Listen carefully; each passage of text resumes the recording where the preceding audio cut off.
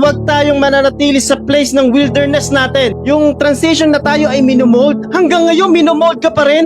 10 years ka ng Christian, 6 years ka ng Christian, hanggang ngayon may issue ka pa rin sa puso. Merong transition period sa buhay po natin. Minsan pressure ang napupuno sa puso natin. Minsan takot, minsan doubt, kawalan ng pananampalataya. Go out to the word of your wilderness. Do not waste your life to the place that God removed you and you are still there, feeding yourself of complaining, regrets, and negativities. Exodus 15:22 to 27. Meron po ulit tayong karakter. Sino po? Si Moises. Nagpapatuloy na sila sa paglalakbay. Mga kapatid, bago tayo magsimula, hayaan nyo sabihin ko sa inyo yung title po natin, Transition Happen. Kaya sabi nga po, transition. Yan. Lalo na po sa pagkatapos ng Pasko, magkakaroon ng bagong taon. So, ibig sabihin, transition happen in life. Nagkakaroon po ng pagpunta sa ibang dako. Ang ibig sabihin nito, grade 2 ka noon, grade 3 ka na next year. Dati, estudyante ka lang, pero nagulat ka na lang, gumising ka na, nagtatrabaho ka na pala. Nagulat ka na lang, nandito ka na sa stage na punong-puno ka na ng responsibility at minsan, stress ka na. So ito yung transition na nangyayari sa buhay po natin. Hindi mo akalain na malaki na pala yung bayarin mo. Umabot na ng 30,000 yung amortization mo. Ibig kong sabihin, dadaan tayo sa transition ng buhay. Dadaan tayo sa wilderness. Sa ilang, pakisabi nga po, ilang. Kasi wilderness yung lugar nila Moises sa Exodus 15:22. Ang ibig sabihin ng ilang, mga kapatid, kung hindi nyo pa alam, ang ilang po, katabi mo si crush, tapos hindi ka makapagsalita kasi ilang, joke lang.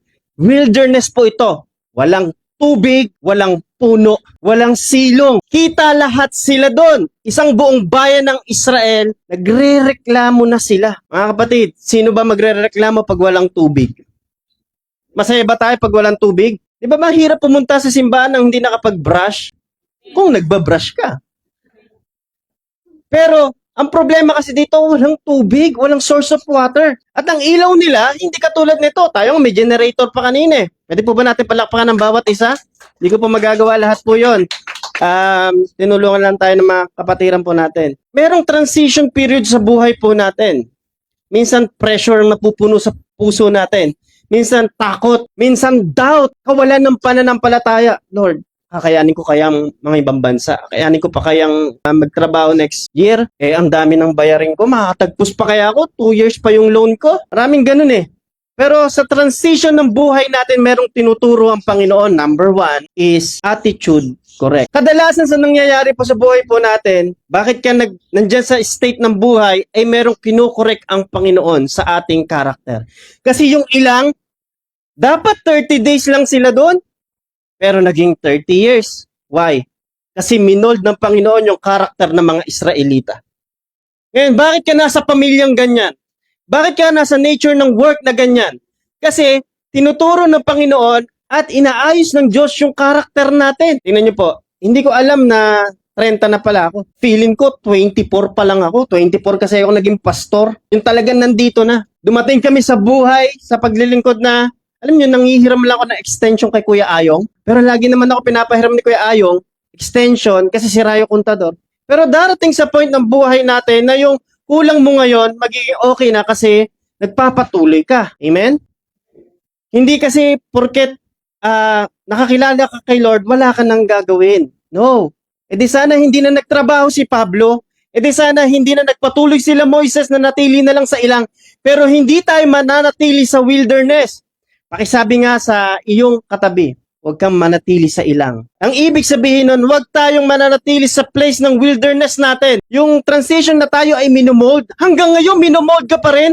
10 years ka ng Christian, 6 years ka ng Christian, hanggang ngayon may issue ka pa rin sa puso. Hindi mo pa rin matagpos yung isang buwan na pag-church. Minsan, magbibigay ka na nga lang ng 10 piso, 20, masama pa loob mo.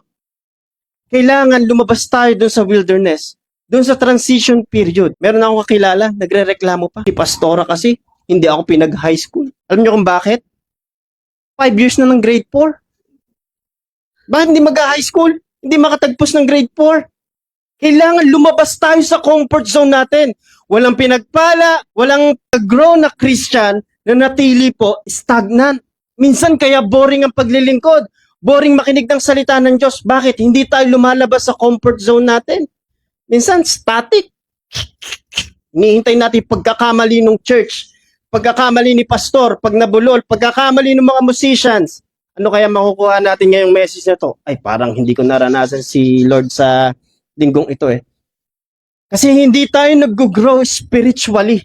Hindi tayo nag-grow lumalabas doon sa comfort zone natin. Pero sa lahat po ng mga nagpapatuloy, nag-grow po yan.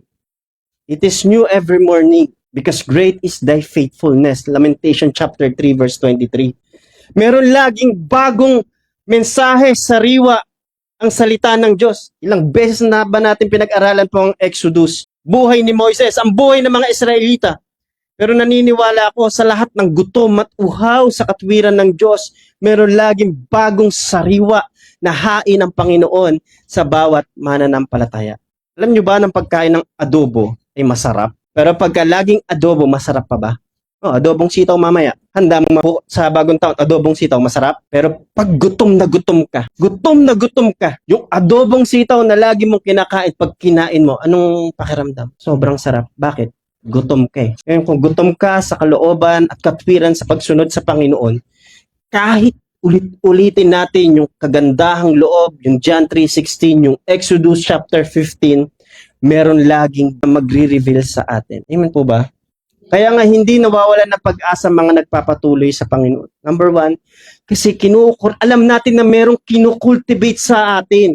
Ano pa ba yung tatanggalin sa atin ng Panginoon? Hindi mo nahihintaying magbagong taon para magbagong buhay. Amen? Ngayon pa lang pwede ka nang magbagong buhay. New Year's resolution, magda-diet na ako. Last na to. Noche Buena, tama ba? Hindi ba medya? Oh, medya. Dati tawag ko dyan, mega. Kasi grabe eh. Mali pala ako eh. Pinagtawanan ako. Medya po tawag po doon po pala eh. Last na to, magda-diet na ako. Maya-maya, napakain. Last na to, January 1. Di ba yung New Year's resolution hindi natutupad? Pero pag nasa iyo si Lord, magbabago ka talagang lubusan. Kasi yun ang yun ang panawagan sa atin eh. Yung transition period na minumold tayo, pagkatapos mag-grow tayo. Go out to the world of your wilderness.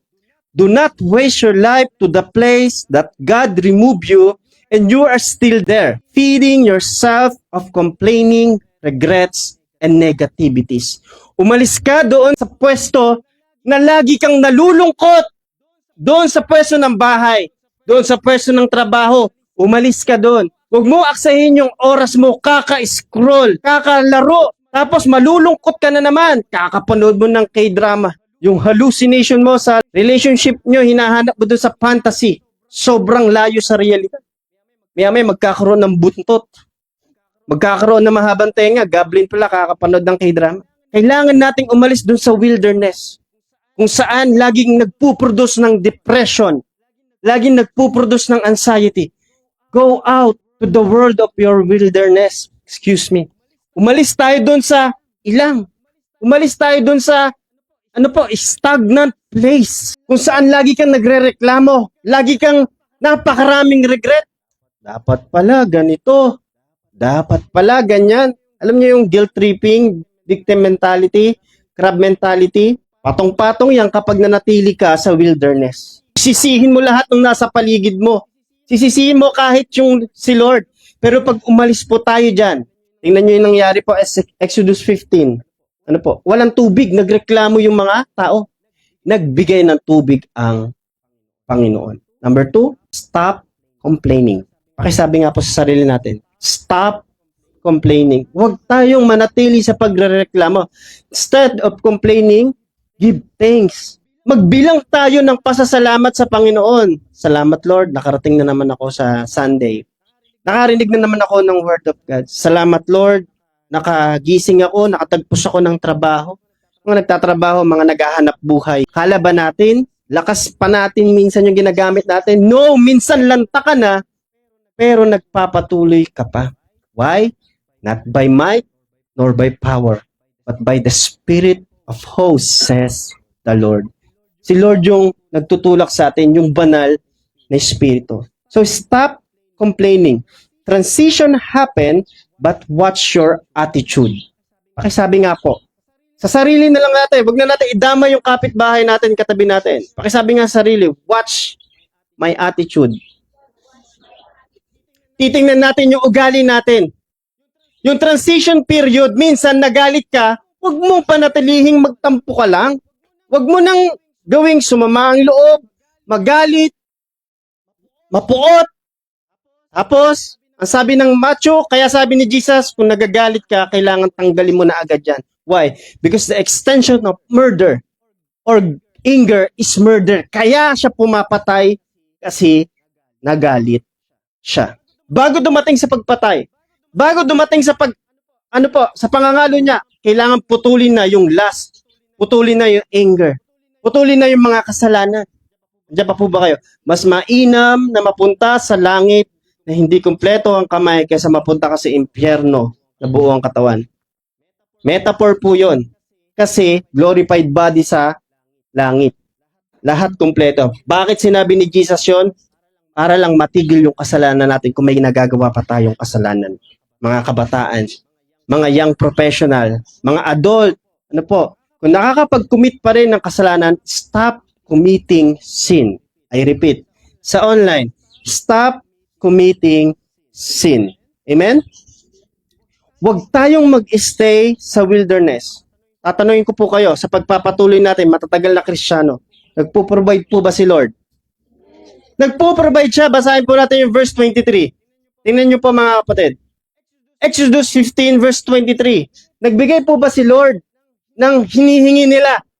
At nang sila'y dumating sa Mara, ay hindi sila makainom ng tubig sa Mara sapagkat, ano pong nakalagay po dyan? Mapait ang tubig. Biruin nyo po, bukal. Matamis po yan. Pero mapait. Bakit kaya? Ano po? Ito ititingnan natin. Huwag tayong nagiging mareklamo. Mabiyaya na lang ang Panginoon eh. Binigyan ka po ng gift ngayon. Halimbawa, Thanksgiving o kaya naman Christmas party. Nagrekalo ka ng bongga, 200 yung 200 yung costing. Ano po? Talagang ginawa mo pang 350 tapos ikaw natanggap mo bulak. 'Di ba? Magrereklamo ka ba? Sabi ng iba. Ibang usapan na yung pastor ah. Bulak yun eh. 250 yun. Pero ano yung gusto kong sabihin? Gawin natin practical na buhay. Ano po? May nagregalo sa iyo ngayon. Wag-wag. Tatanggapin mo? Amen. Ikaw, may magbigay sa iyo ng tuyo, munggo. Papasalamat ka? Marami nag-post po ngayon. Gusto nila ng iPhone 16. Tapos yung magulang nila, todo kayod sa pagtatrabaho. Hindi na halos makakain para may feed lang yung pagkain po nila. Stop complaining. Stop committing sin. Do not stay on the wilderness. Ano po? Ang Diyos, nagpo-provide. Huwag lang tayong marereklamuhin. Actually, 6 years na po tayo. 6 years na rin akong pastor po dito. Pero matagal na panahon na po akong naglilingkod. Nakita natin kung paano naglalaan ng Panginoon sa buhay po natin. Amen po ba? Dati nga, isang speaker lang. Ito lang po, pero nagagamit pa rin po sa Pero ngayon, hindi na tayo nanghiram ng speaker kasi may nagbigay ng buong set na speaker, amplifier, mixer sa atin. Purihin ng Panginoon. Sinubok lang nga tayo ng Panginoon eh. Kasi nawala ng kuryente eh. Magre-reklamo ba tayo? Tinitingnan ko yung mga kasama ko kanina eh. Kaya Onyok, ganun ng generator eh. Ayaw po, pastor. Ayaw po. Sige, ako naman. Ano po, kaya hanggang sa na-late tayo. Pero masarap maglingkod. Amen po ba? Nakikita natin kung ano yung tinuturo sa atin ng Panginoon. Kakaganon ko. Nawala yung sakit ng back pain ko po. Ede, good. Kulang pala sa exercise. Ano po? Ngayon, huwag tayong maging marereklamo. Nagbibigay si Lord, pero kailangan ma-address yung issue. Ano pa ba yung bagay na, inaayos sa atin ng Panginoon? Alam nyo, sobrang na-appreciate ko yung mga pamangking ko. Nagbibigay po ako. Minsan lang ako magbigay, pero parang Padalawang isip pa kami ni Pastora. Kasi parang meron naman na sila lahat eh. Ano po? Andun yung ate ko. Nung binigyan namin ng puro candy lang. Ano po? Yung candy dito sa atin sa church. Pag binigyan mo yung ibang bata, candy na naman. Pero pagdating dun sa bahay po namin, sa mga kasama ko na tinanggap po nila, ay, anong po tawag dun yung hindi matawaran yung saya ng mga bata? Ano po? Paano tayo makakapunta sa langit? Sabi ng Panginoon, kailangan maging, ano po, ang karakteristik natin ay maging katulad ng bata. Innocence. Magkaroon tayo ng inosenteng pananaw pagdating sa kasalanan. Hindi sila marereklamuhin. Na-appreciate nila lahat. Do you appreciate your life, mga kapatid? Do you appreciate your loved one, your children, your siblings? Na-appreciate mo ba na nagmamahal ka ngayon? Kasi si Lord yung unang nagbigay ng nagmamahal sa atin eh. Mga kabataan, nagpapatingin, nagmamahal daw. Mukhang tayo topic ah. Ang gusto ko lang sabihin mga kapatid, stop complaining. Kasi kung pupunuin natin ng pagrereklamo ang buhay natin, buong taong kang magrereklamo. Maraming nasa magandang lugar, pero nagrereklamo pa rin. Nakakausap ka na ba ng taong punong-puno ng pagrereklamo? Ay, aalisan mo talaga. Sobra. Hindi mo gugustuhin makausap siya kasi yung transferring spirit mapupunta sa'yo. Wala na namang ganito, wala na namang ganyan. Tatandaan nyo po mga kapatid, ang taong naniniwala at lumalakad sa kalooban ng Diyos ay hindi papabayaan ng Panginoon. Dadaan lang talaga tayo sa wilderness. Pero hindi natin kailangang mag-stay po dyan. Nabasa na po ba natin verse 23? Biruin nyo po, tubig ang kailangan nila, may batis. Nung ininom, nagreklamohan. Pwede naman siguro magsabi, Moses, ano po? Pastor, mapait. Ano po kaya? Hindi, pagkainom, anyamat na ito yan. Napaklamat. Tama ba? Ay, mapait po pala. Talagang reklamo agad. Dalawang klase ng tao yan pagka nagre-response tahimik lang. Masarap ba, babe? Nagluto ng kare-kare naging sinigang. Mapapaganon ka na lang. Minsan si Risa po nagluto Mag-girlfriend, boyfriend pa lang kami. Nagluto siya. Excited na ako. Favorite ko, Stapegi. Nagluto siya. Nung nakita ko, napalunok ako. Bakit? Yung pasta. Maga. Pero kinain ko. Sabi niya, masarap ba, be? Oo, sabi ko, masarap. Tapos nung 6 years na kaming kasal, nakita ko, perfect na yung pasta. Hindi na mukhang larva. Ano po? Sabi ko kay Lord, praise God, mahal. Perfect na. Bakit? Hindi ba? Dati kasi hindi ko masabi Mukhang maga Tawa siya. Pero hindi ako nagreklamo kasi ginawa mo yung para sa akin. Na-appreciate ko yun. Kinain ko, inubos ko talaga. Inubos ko kahit ang lalaki. Ano po? Stop complaining. Amen po ba? Marami nag-aaya sa akin kumain sa bahay. Yes, kakainin ko lahat. Ano po? Huwag lang tao, syempre. Basta yung nakakain. Sobra naman yung pagpakainin nyo. Cannibalism naman. Ibig ko lang sabihin mga kapatid, na-appreciate ko po lahat ng ano man yung meron sa akin binibigay, lalo na nakakilala ko kay Lord. Di na ako naging marereklamuhin nung nakita kong nanay ko kahit hanggang ngayon may sakit. Yung mga kapatid ko na nahihirapan. No, I will trust the Lord. Amen?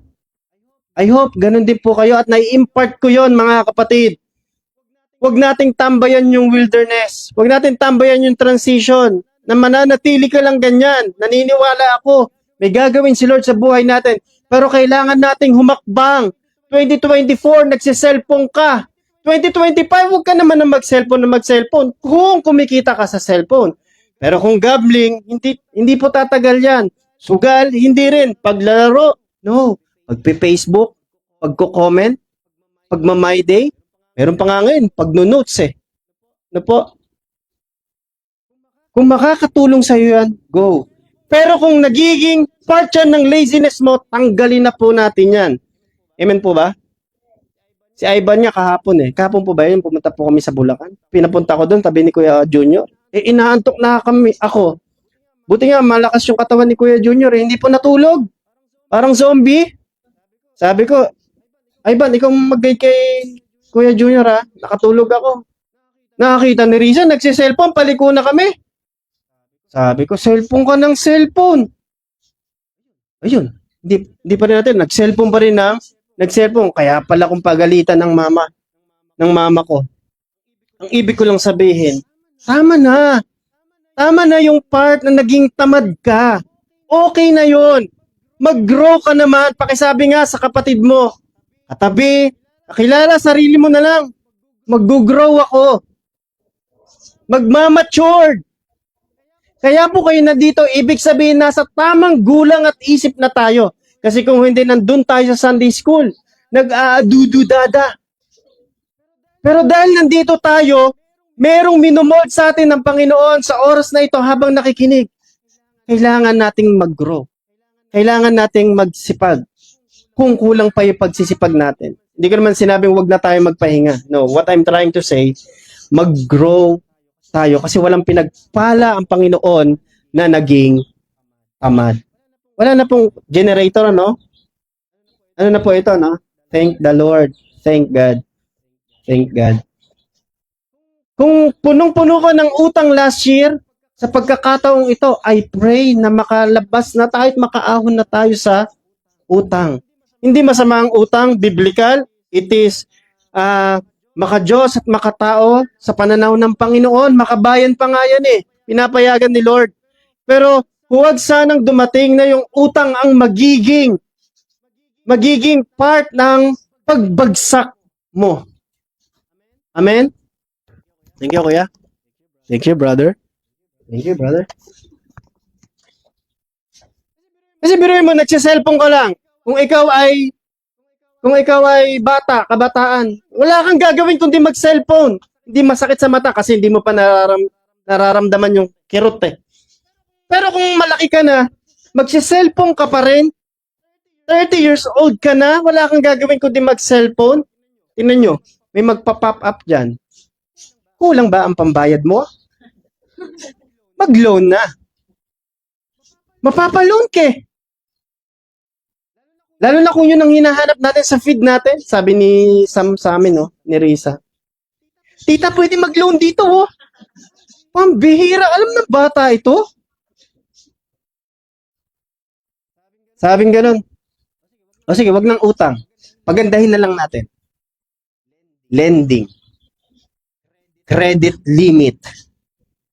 Loans. Alright? Kailangan po nating makawala sa poverty. Amen po ba? Hindi tayo tinawag upang magdusa lagi. Yes, dumaan sa pagdurusa yung mga unang mananampalataya. Pero hindi na natili doon. Kasi dumating yung dark ages. Pagkatapos mag-service, pupugutan ng ulo. Habang maganda ang kanilang kahantungan? Hindi. Pero merong pag-asa sa kabilang buhay. Pero sa panahon natin, wala nang pugot ulo. Alam nyo anong gagawin sa atin? Bibigyan tayo ng maraming trabaho para hindi ka makapanig ng Word of God. Gagawin ka sobrang pagod at sobrang maraming sakit para hindi ka makapag-meditate. Bibigyan ka ng maraming mga temptations para mahulog ka. Yan po ang nangyayari sa last days, mga kapatid. Kaya kapag nagkaroon ka ng maling trabaho, magkakaroon ng maling tao sa paligid mo. Magkakaroon ng maling relasyon. Tapos, masisira na yung journey natin. Yung nag-aral. Halimbawa na lang, maraming ganito. Pero excited at iting-iti na makipagrelasyon. Nabuntis ng di oras. Nagkaroon ng anak. Iniwan ng nakabuntis. Diyan pa po ba kayo? Gustong makawala sa paghihirap. Tapos sisisihin yung magulang. Sisisihin ng Diyos. Bakit Diyos ginawa sa amin to? In the first place, tayo rin naman yung gumagawa ng mga bagay na mali. Kailangan lang natin mag-grow. Dadaan lang tayo mga kapatid doon sa pagtuturo, sa transition period. Sabi nga, huwag kang tambay. Biruin mo, nakakilala kay Lord, dati kang manunugal, dadaan ka lang sa mga nagtutong it nagmamajong. Tapos, ang ginawa mo, tumambay ka. Dadaan ka lang. Tinambayan mo, sa tingin mo ba, makakawala ka sa temptation? No. Ang sabi ng Bible, resist the temptations, resist the devil. Umalis tayo sa kasalanan. Huwag makipag-wrestling. Hindi, makikipaglaban ako sa temptations. Lalaki ka. Ano po, may asawa ka. Pero makikipagkaibigan ka, makikipag-chat ka pa sa ibang babae. Nandiyan pa po ba kayo? Sabi ng Bible, resist. Labanan sa pamamagitan ng hindi pakikipag-wrestling. Umalis. Lumayo. Mahina ka na dahil umiinom ka dati. Ang ginawa mo pa, nakiupo ka pa sa inuman ng mga nanginginom hanggang sa mapatagay ka. Ang sabi ng Awit chapter 1, huwag tayong umupo doon sa upuan ng mga manlilibak. Dati, isa kang chismoso, certified, lisensyado, na bago ka na ng Panginoon. Tapos sasabihin mo, hindi ka na chismosa. Pero lagi ka naman nakaumpok doon sa mga nagkukwentuhan. Tapos mapapachismis ka na rin. Kailangan tanggalin po natin yung paggawa ng kasalanan o tumambay. I repeat mga kapatid, minsan nag-i-scroll lang tayo mga kabataan, pero mapupunta na tayo sa porn site. 85% mga kapatid ng lalaki ay laglag dito. Andiyan pa po ba kayo? Sa totoo lang, kung hindi ko ministry ang online, Facebook, YouTube, ayoko nang gumamit po ng kahit anong platform. Kasi kahit ako kung ano yung nakikita ko, ano po, kailangan matanggal po yon mga kapatid. Kung pwede lang, yung social media, para sa akin, wala na. Sabi mo kay Risa, ang pangarap ko, agriculture, magtanim, ano po, mag-t-shirt printing, ano po. Pero kung ito mga kapatid ay magiging mitsa para magkasala ka lagi, ang sabi ng Bible, alisin natin or tayo ang umalis. Si Joseph po ba? Ano po? Siya ba yung umalis o yung prinsesa? Kaya hindi totoo yung kanta na, oh, tukso. Layuan, hindi po totoo yun. Hindi lalayo ang tukso. Tayo ang lalayo sa tukso. Mga kabataan na hindi pa pumapasok sa kasalan at nagkakaroon ng premarital sex. Ano po? Kailangan magkakaroon ng distansya. Why? Maraming nalalaglag kahit Kristiyano na. Musicians, maraming umamin pa sa akin nung camp. Matagal na sila. Tumutugtog.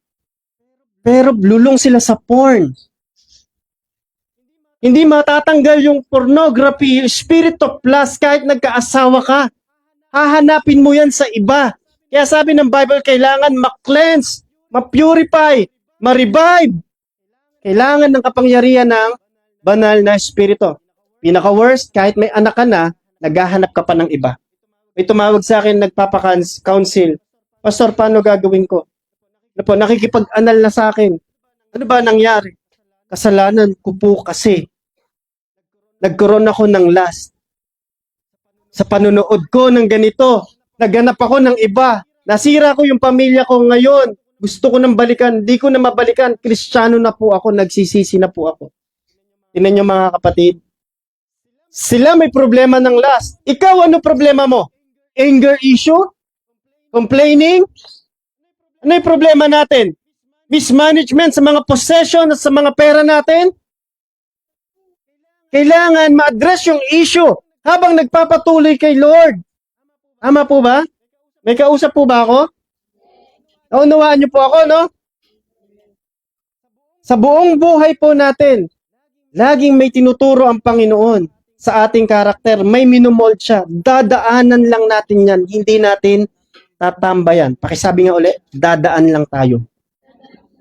Yung sakit, kung hindi ka naman talaga bedridden, simula na nakamulatan o na yung since birth, nagkalagnat ka lang. Ayaw mong bumangon. Masakit yung ngipin ko. Masakit yung tiyan ko. Minahal yung pagiging may sakit.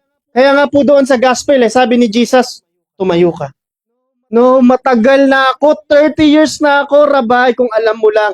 Walang gustong magbuhat sa akin papunta doon sa kumukulong pool at pag kumulo, gagaling daw. Wala kahit isa. Okay na ako dito. Ano sabi ni Jesus? Bumangon ka, tanggalin mo yung banig mo, saka ka lumakad. 30 years na lumpo simula pagkabata. Pinatayo ng Panginoon. Tayo pa kaya na pinalaya na ng Panginoon sa kasalanan kahit sa paggawa ng mga bagay na hindi karapat-dapat, hindi mo pa kaya. Hindi ko talaga kaya, pastor, na magpaawit. Hindi ko talaga kaya, pastor, na mag-drive. Hindi ko talaga kaya, pastor, na magbigay. No, mag-desire ka, mga kapatid. Nakita niyo po yung batang, kumanta? Singtangkad ko, pero 12 years old lang po yun kasi kahit bata gagamitin ng Panginoon para iparangal yung salita ng Diyos. Para ipakita na mabuti ang Panginoon. Nakita niyo, nanginginig pa, pusong dalisa. Ganun-ganun pa siya. Ano po? Pure! Kailangan po natin, mga kapatid, na huwag manatili doon sa complaining, life. Huwag mag-stay sa mali. Mali po ba ang magreklamo? Tama po ba? Mali? Mali po. Basahin po natin yung verse 24. Exodus 15 verse 24. Sabi po dito,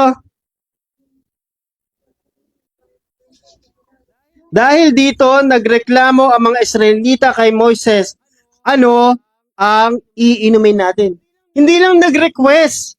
Talagang sinabi sa ilang salin ng Bible, nagreklamo. Isipin natin, sino yung mga marereklamuhin sa pamilya natin kahit Christian na? Isipin natin. Ano po? O kahit tayo, baka nagrereklamo po tayo madalas. Hindi reklamo ang solusyon sa lahat ng bagay. Nagkaroon ng problema, nagreklamo ka. Hindi yun ang solusyon kasi sa problemang ito, hindi reklamo ang kailangan. Ano ginawa ni Moises? Tingnan niyo po.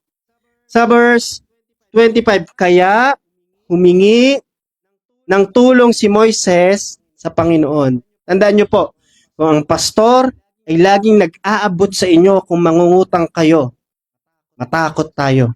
Bakit? Kung ang pastor, lagi kayong ililid na ganito gawin mo, ganyan. Tapos sige lang, pumunta lang kayo kahit hindi na kayo mag-Sunday, hindi na kayo makipag-prayer meeting. Go! Nakakatakot po yun, mga kapatid. Gawin mo lang kung ano yung gusto mo. No. Kasi ang totoong leader, spiritual leader, tuturuan tayo kahit masakit. Pero para sa atin, kasi nagmamalasakit sa atin yung spiritual leader. Why? Tinuturing niyang anak yung mga tupa. Ganon din ang ginagawa ng Panginoon sa atin.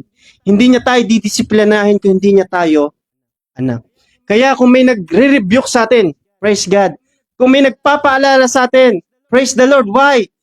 Inaaruga pa rin tayo ng Panginoon sa oras na ito. May napapakinggan ka pa rin ng Word of God. Pinapakinggan mo pa rin. Kahit nasa open area tayo, mahirap makinig. Pero talagang grabe ka makinig. Pumipikit ka pa. Habang pumipikit ka, nahilig ka pa. Pero pinapakinggan mo, okay lang yun. Maraming hindi nakakatulog. Sa church, makatulog man lang, di ba? What I'm trying to say, mga kapatid, lagi nating ma-appreciate kung ano yung pinapaabot na mensahe sa atin ng Panginoon. Instead of wasting time to do things na makakasira sa atin, give time to encounter God's presence or God's presence. More services, more prayer meetings, more fasting, more meditating of the Word, more prayer, mga kapatid, sa 2025. Amen po ba? Ako, natutuwa po ako, may nakasama kami sa assembly. Masaya po ba yung mga nakasama ko sa assembly? Sulit po, no? Kahit nakikipaglabang kami sa antok, mandirigma kami doon. Ganyan kami yung lahat nakaduktok. Mga Tagalaon yun nakagano, no? Pero habang pinapakinggan namin yung nagpipray, I don't know, pero nakataas lang yung kamay ko. Na laging gabi-gabi kong iniinda at pinapahilot kay Mrs. Pero nung umuwi kami, kahit round trip kami, balikan. Ni minsan di ko naranasang sumakit hanggang pag-uwi ko paggising. Sabi ko, tunay ang kapangyarihan ng Diyos. Nagpapagaling siya. Sabi ko, praise the Lord. Hallelujah. Praise the Lord. Ayoko nang humaba mga kapatid. Marami pa akong gustong sabihin. Pero naniniwala ako na sa lahat na nagpapatuloy mararanasan yung pagliligtas, kagalingan ng Panginoon. Doon sa 10 leper na lang. Kung alam niyo po yung 10 leper, yung 10 ketongin, pinagaling ng Panginoon. Hindi sila pinagaling instant. Pinagaling sila nung nagpapatuloy silang sumunod sa instruction ni Jesus. At nung gumaling sila, alam nyo kung ilan ang bumalik dun sa 10? Isa. It refers to the world. Nakaka-receive tayo lahat ng blessing na hindi natin hiningi. O kahit hiningi natin. Pero darating sa point na nakakalimutan natin si Lord. Nakakalimutan natin ang Panginoon. At meron lang isang naninindigan na babalik dun sa 10%. I pray na isa tayo doon sa nagbabalik ng pasasalamat sa Panginoon. Amen? Ephesians chapter 5 verse 26. Upang maging banal ito, matapos linisin sa pamamagitan ng bautismo sa tubig at sa salita ng Diyos. Akala ba natin, sa sariling lakas natin, nagagawa natin, buti na lang pastor, ginawa ko ito. Buti na lang pastor, nangyari, ginawa namin ito. Ang totoo po nito, hindi na tayo minsan yung nag-delete ng buhay natin. Because Jesus is the anchor of our faith. Si Lord na yung nagtutulak sa atin. Yung Holy Spirit na, yung nagsasanctify sa atin. Minsan kasi nagiging glory to me. Glory sa'yo. Pero ang totoo nun, glory to God. Kasi pag naparangalan mo yung sarili mo, wala ka nang tatagaping blessing. Tama? Sabi ng Bible, pag sinabi mo sa kapatid mo, wag mo nang ipagsabi sa iba. Ang gawin mo, sabihin mo na mabuti ang Panginoong nasa langit. Why? Kasi lahat ng itinataas ang Diyos sa kanilang buhay, merong nangyayari sa paligid nila. If Jesus lifted up, I will draw all men to me. Kung napaparangalan ng Diyos sa buhay mo, merong naaayos na magulong buhay. Amen po ba? Sino po ba inaayos ng Diyos dito? Ako naniniwala ko inaayos na tayo eh. Inaayos tayo. We are sanctified by the blood of Jesus. Tayo yung nakaranas ng pagkilos ng Panginoon. Kaya tayo nakakapag-share kasi gusto mong maranasan din ng magulang mo yung pinapakinggan mong word of God. Yung inaawitan mo na kahit walang kuryente. Ano po? Marami mang hadlang. Ikaw ang gantimpa. Di ba ang sarap po nun? Inaasa mo ang Diyos. Tapos bonus na lang kapag ka pinagpala ka sa trabaho, may nag-gift po sa inyo. By the way, hindi pa tapos yung December. Matanggap pa rin tayo ng gifts sa mga nakakalimot. Walang nag-aamen. Alam nyo, dumating sa point sa buhay po naming mag-asawa sa pastor, sabi ko, mahal, darating yung point na magbibigay tayo at magbibigay. Alam nyo, tama yung sinabi ng Biblia. Oo, pinagpala ang mga nakatanggap, pero mas pinagpala ang mga nagbibigay. Sobrang sarap sa pakiramdam na wala kang hinihiling kapalit.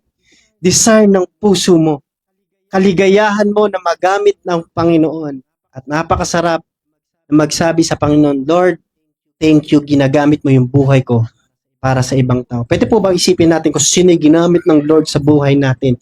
At pwede ba tayong magpasalamat? Panginoon, salamat kasi ginagamit nyo yung taong ito. Ginagamit nyo yung mga nasa paligid na ito. Ginagamit nyo yung mga instrumento na ito. Sa totoo lang, hindi magiging maayos po ito. Ano po? But thank God, ito yung hinihintay ng Panginoon sa atin. Sa 10 leper, isang dumating. Ibig sabihin, hinihintay ng Panginoon ng siyam na magpapasalamat. Are you thanking God, kapatid? Amen? Nakatanggap po ba lahat ng regalo? Yun. Praise God. Kamusta naman? Nagregalo ka ba?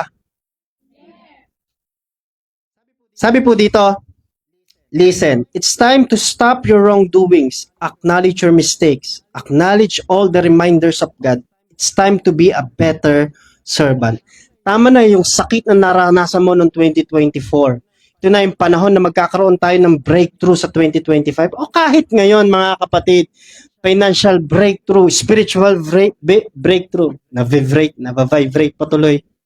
Ang gusto ko lang sabihin, magkaroon ng breakthrough. Alam mo, ibig sabihin ng breakthrough, mga kapatid, kailangang mabasag yung pusong matigas at palitan ng pusong dalisay na handang sumunod sa Panginoon. Alam nyo yung kantang kinanta ni Clever? Tinutugtog ko yan, Panginoon, tanggalin mo yung pusong matigas sa akin na laging marereklamuhin at laging nagko-complain. Palitan mo ng pusong handang magpasalamat at sumunod sa inyo. Ng complaint sa puso, ng hatred. Kailangan mapuno yan na maging malungkot 30 years sa habang buhay mo? No.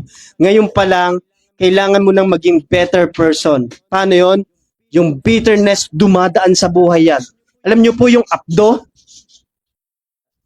Alam niyo po yung apdo? Karamihan ng makdo. Yan, para mabuhay tayo. Yung apdo, mahalaga pa sa buhay natin. Sa ano po, digestive, tama po ba? Internal organ natin. Yes! Pero ang pait nun. Kumain ka ng apdo ng ahas. Kung kumakain ka ng ahas, tapang mo naman. Kumain ka ng apdo ng bangus. Tinatanggal nga po yan eh. Tama po ba? Pero kailangan sa katawan yun. Kailangan ba ng apdo ng tao? Oo. Ngayon sa buhay natin, minsan may bitterness talaga. Pero dadaan lang tayo dyan. Ang sabi ng Habakkuk chapter 3 verse 1 hanggang sa mga sumusunod. Panginoon, sobra na yung nangyari sa bayan namin. Sobra na yung ginawa ng mga manlulusob. Pero kahit hindi magbunga yung igos at ubas at ulibo, magpapasalamat pa rin ako sa iyo. Ito ang sabi sa mensahe ng Panginoon kay Propeta Habakkuk. Dumating yung time na walang propeta, 600 years. Ang dami. At nagkaroon ng Messiah. Kaya may Christmas kasi si Jesus, Diyos na nagkatawang tao, para tayo ay palayain sa kapangyarihan ng kasalanan. Kahit sa kapangyarihan ng kamatayan, hindi mo mararamdaman yung takot. Bakit? Because Jesus is our blessed hope. At kahit nagpapatuloy tayo, mabigat ba ang trabaho? Mahirap ba ang pag-aaral? Nakakatakot ba yung future sa transition ng buhay po natin? But we can do all things through Christ who strengthens us. Philippians 4 verse 13. Aalalahanin natin yung mga pangako ng Panginoon. Ipinakita lang ng Diyos kung ano ba yung attitude na pwedeng i-mold doon sa mga Israelites. Bakit ginawang mapait? Kaya nga po, Mara pangalan po niyan eh. Pakisabi nga po, Mara. Alam niyo yung Mara, Clara? Kambal yun. Si Clara, maganda buhay. Si Mara, pulube. Kasi mapait yung buhay. Yun ang meaning nun. Mara. Si Noah, si Noah tuloy. Si Naomi. Binan ni Ruth. Sabi niya, wag niyo akong tawaging Naomi, tawagin niyo akong Mara. Sapagkat namatay yung asawa ko. Namatay yung dalawa kong anak. Andiyan pa po ba kayo?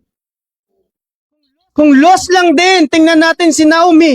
Kaya sabi niya, wag niyo akong tawaging Naomi.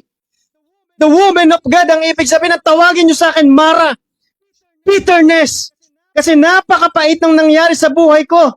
Pero ang sabi ng Habakkuk, dalawa lang yan kung magrereklamo ka o magpapasalamat, magpapatuloy ka sa Diyos. Even the ego or the egos ay hindi mamunga. Ang ulibo ay hindi mapigaan ng langis. At ang ubas ay hindi maging matamis at maging mapakla. I will thank the Lord. Oh my soul. Mahirap mag-stay sa lugar na hindi ka pinagpapala ng Panginoon. Umalis ka sa lugar na alam mong hindi ka lalago at mag-grow. Umalis ka doon sa lugar na kung saan laging nagpo-produce ng kasalanan. Umalis ka doon sa oras na kapag nagsiselfone ka, nagkakasala ka. Amen? Number 3, bitter to better. Ano ang mapapala ng mga taong hindi sumusunod sa kalooban ng Diyos? Sabi ng Habakuk, kapahamakan. Ayaw ng Diyos na mapahamak tayo. Pero sa katigasan ng puso ng tao, ano po? Pero tingnan niyo po ito. Pangatlo, bitter to better. Pangapat, sa akin panghuli po fill your heart with joy. Puno ng kaligayahan. Ang ibig sabihin ng joy, hindi yan yung joy na nakukuha sa material na bagay.